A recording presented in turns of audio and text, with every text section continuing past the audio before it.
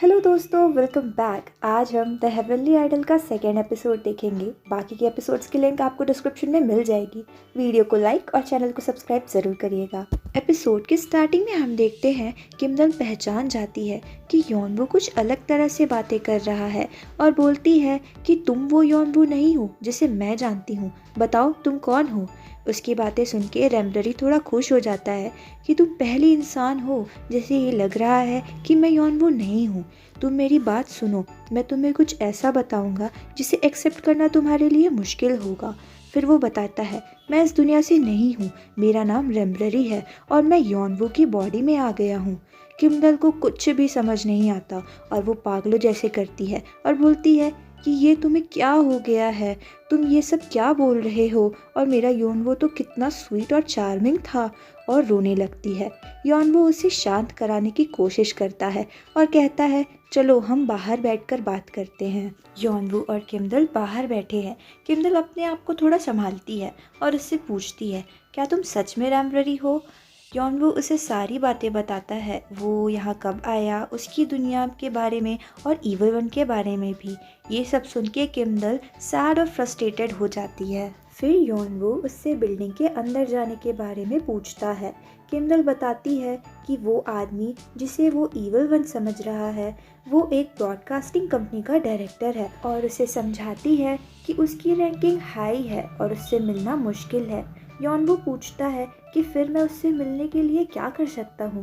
किमडल बताती है कि फिर तो तुम्हें सक्सेसफुल फेमस आइडल बनना होगा, पर तुम जिस तरह से चीज़ें बिगाड़ रहे हो और स्ट्रेस में हो उस हिसाब से तुम्हारा आइडल बनना मुश्किल है। योनवू उसे थोड़ी राहत देते हुए कहता है कि मैं स्ट्रेस्ड नहीं हूँ, तुम चिंता मत करो। फिर योनवू उसे घर तक छोड़ने को कहता है क्योंकि उसे रास्ता नहीं मालूम था।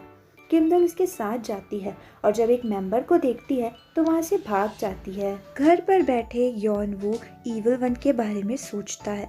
तभी उसे चर्च की बेल सुनाई पड़ती है। वो बैल्कनी में आ जाता है। फिर उसे याद आता है कि पिछली बार जब वो खुद को ठीक करने की कोशिश कर रहा था तब उसे एक आवाज़ सुनाई दी थी। इसका मतलब ये है कि रेमलरी और योनवू ने एक दूसरे की बॉडीज स्वैप कर ली है। फिर वो याद करता है कि रेड रेन की मूर्ति को टच करके प्रॉमिस करे तो प्रॉमिस के पूरे होने पर रिवॉर्ड मिलता है। मैं योनवू से प्रॉमिस करवाऊंगा और वापस अपनी दुनिया चला जाऊंगा। और फिर वो अपनी पावर्स एक्टिवेट करने की कोशिश करता है पर उसकी पावर्स जा चुकी थी। फिर उसे अजीब सा दर्द होता है और वो बेहोश हो जाता है।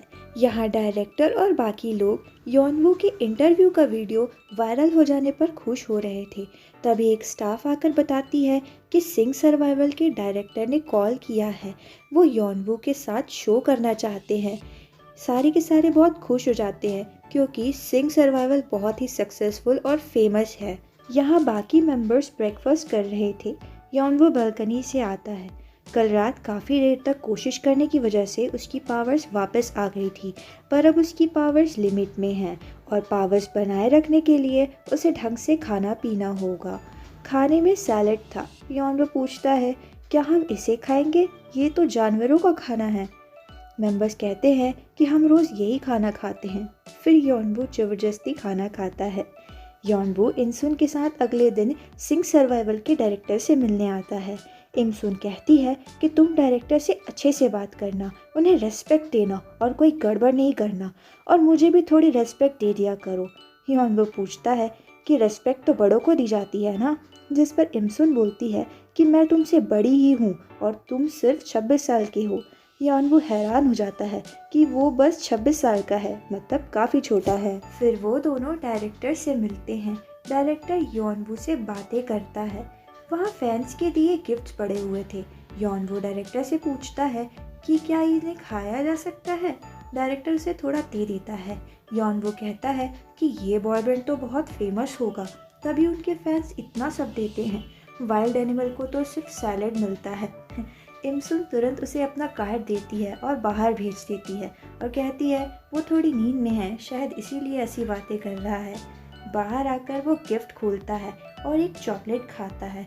उसे चॉकलेट बहुत पसंद आती है और वो बहुत खुश हो जाता है और सारी चॉकलेट्स खा जाता है। यहाँ अंदर डायरेक्टर इमसुन से बोलता है कि मुझे चाहिए कोई बार बार ट्रबल करे, एक ऐसा विलन जो कॉन्टेस्टेंट्स के साथ झगड़े और कंट्रोवर्सीज करे, और इस रोल के लिए मैं यॉनवू को कास्ट करना चाहता हूँ।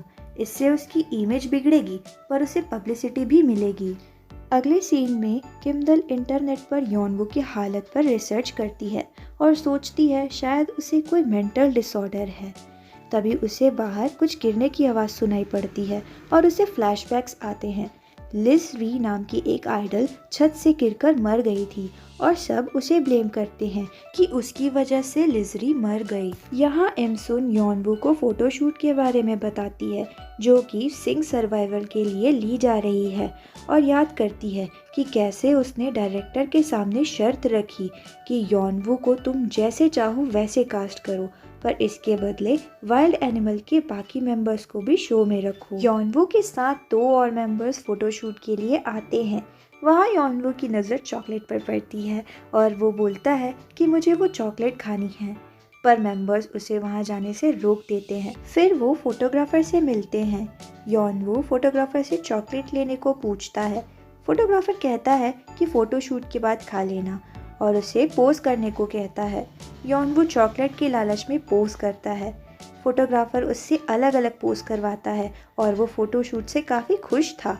फिर फोटोग्राफर उसे ईवल की तरह पोज करने को बोलता है, जिससे यॉनवू भड़क जाता है और वहाँ से चला जाता है। वो मेंबर से बोलता है कि उसे आइडिया भी है वो क्या बोल रहा था। मेंबर्स के समझाने पर उसे समझ आता है कि ईवल को यहाँ बड़ा इशू नहीं माना जाता। यहाँ किमदल मैनेजर की पोस्ट के लिए इंटरव्यू देने आई थी। इमसुन उससे बहुत से क्वेश्चंस करती है और हर बार किमदल उसे सेटिस्फैक्ट्री आंसर्स देती है और बताती है कि मैं काफ़ी स्ट्रॉन्ग भी हूँ, और सोफ़ा भी लिफ्ट करके दिखाती है। इमसुन उससे काफ़ी खुश हो जाती है। यहाँ ये तीनों वापस घर को लौट रहे थे, तभी कुछ पापराज़ी फ़ोटो क्लिक करने लगते हैं। तभी कार लेकर किमदल वहाँ आती है और उन्हें बताती है कि आज से वो उनकी मैनेजर है। यॉनवू को थोड़ा डाउट होता है कि ये तो वही लड़की है जिससे वो उस दिन मिला था।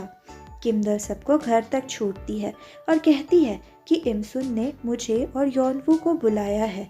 किमदल यॉनवू को फिर बताती है कि हम डॉक्टर के पास जा रहे हैं और डॉक्टर उस पर कुछ टेस्ट करेंगे, और फिर वो यॉनवू को डॉक्टर के केबिन में छोड़ जाती है। कुछ टाइम बाद यॉनवू बाहर आता है। किमदल उसे वहीं रुकने को बोलती है और डॉक्टर से मिलने जाती है। डॉक्टर उसे बताती है कि टेस्ट में तो रिपोर्ट्स ठीक आ रही हैं, मुझे भी नहीं पता यॉनवू को क्या हो गया है, और फिर किमदल से उसके बारे में पूछती है कि वो कैसी है। फिर हम फ्लैशबैक देखते हैं जब वो उस इंसिडेंट के बाद डिप्रेस्ड थी। तभी वाइल्ड एनिमल बाहर अपना प्रमोशन कर रहा था।